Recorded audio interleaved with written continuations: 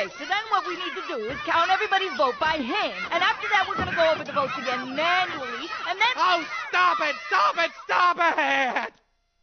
Look, kids, we're all in this kindergarten class together. We have to respect one another, else we're in for a terrible school year. Here's the gist of it. For decades, physicists believed that the tiniest bits inside an atom were point particles. Flying around the outside were the electrons, and inside were protons and neutrons, which were made up of quarks. But string theory says that what we thought were indivisible particles are actually tiny vibrating strings. It's nothing really mystical. It's a really tiny string. It either closes into its little circle or it has endpoints, but it's just a little string.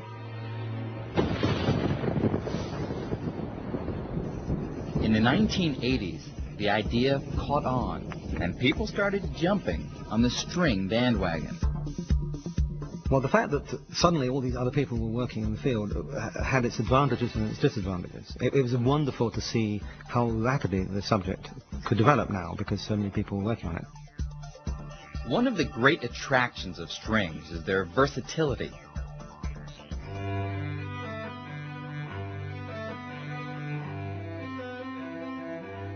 Just as the strings on a cello can vibrate at different frequencies, making all the individual musical notes, in the same way, the tiny strings of string theory vibrate and dance in different patterns, creating all the fundamental particles of nature. If this view is right, then put them all together, and we get the grand and beautiful symphony that is our universe. What's really exciting about this is that it offers an amazing possibility. If we could only master the rhythms of strings, then we'd stand a good chance of explaining all the matter and all the forces of nature, from the tiniest subatomic particles to the galaxies of outer space.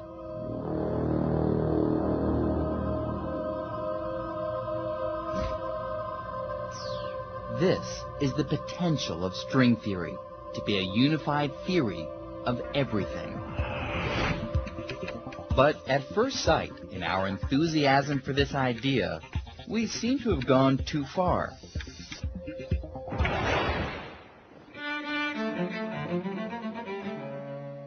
Because we didn't produce just one string theory, or even two.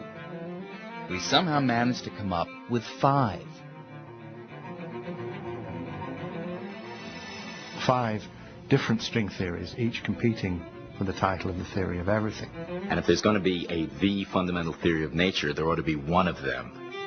I suppose a number of string theorists thought, oh, that's fantastic, that's wonderful, and maybe one of these will end up being the right theory of the world.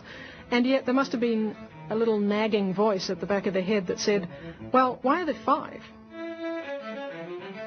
With 5 competing players, the stage of string theory was looking a little crowded.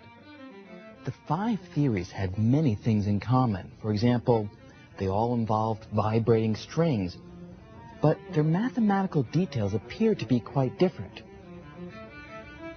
Frankly, it was embarrassing. How could this unified theory of everything come in 5 different flavors? This was a case where more was definitely less. But then, something remarkable happened.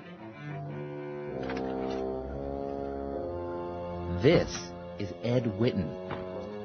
He's widely regarded as one of the world's greatest living physicists. Perhaps even Einstein. One way is to go to the movies.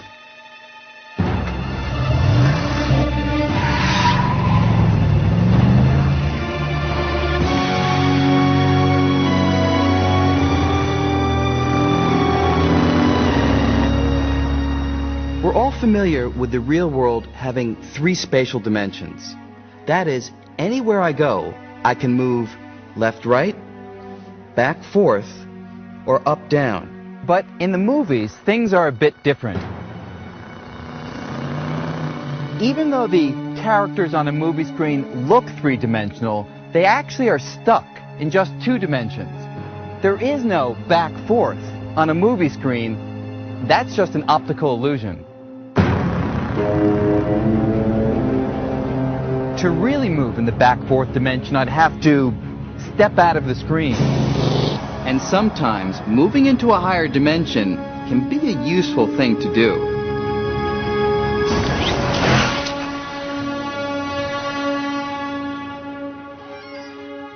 So, dimensions all have to do with the independent directions in which you can move. They're sometimes called degrees of freedom. The more dimensions or degrees of freedom you have, the more you can do. That's right. And if there really are 11 dimensions, then strings can do a lot more too. People found fairly soon that there were objects that lived in these theories, which weren't just strings, but were larger than that. They actually looked like membranes or surfaces. The extra dimension Witten added allows a string to stretch into something like a membrane, or a brain for short. A brain could be three-dimensional, or even more. And with enough energy, a brain could grow to an enormous size. Perhaps even as large as a universe. This was a revolution in string theory. String theory has gotten much more baroque. I mean, now there are not only strings, there are membranes. People go on calling it string theory, but the string theorists are not sure it really is a theory of strings anymore. The existence of giant membranes and extra dimensions would open up a startling new possibility. That our whole universe is living on a membrane inside a much larger, higher dimensional space. It's almost as if we were living inside a loaf of bread.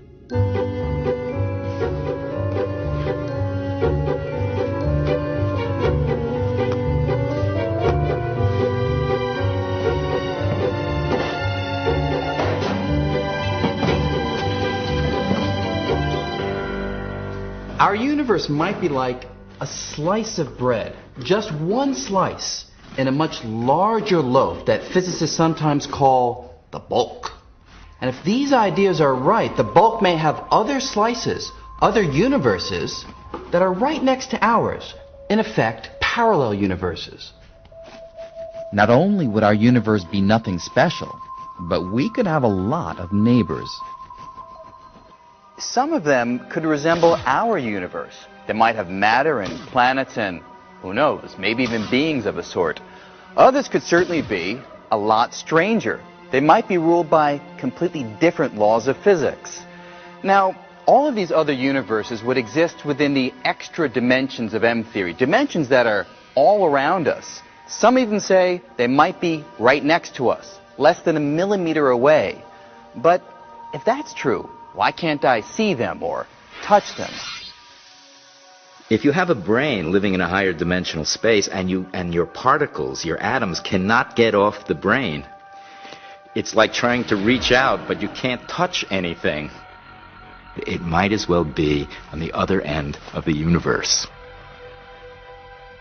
And it's a very powerful idea, because if it's right, it means that our whole picture of the universe is clouded by the fact that we're trapped on just a tiny slice of the higher dimensional universe.